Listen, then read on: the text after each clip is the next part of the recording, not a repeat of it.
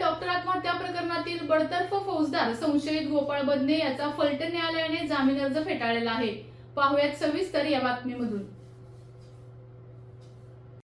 फलटण येथील वैद्यकीय रुग्णालयातील महिला डॉक्टर आत्महत्या प्रकरणी संशयित गोपाळ बदने व प्रशांत किसन बनकर हे न्यायालयीन कोठडीमध्ये आहेत।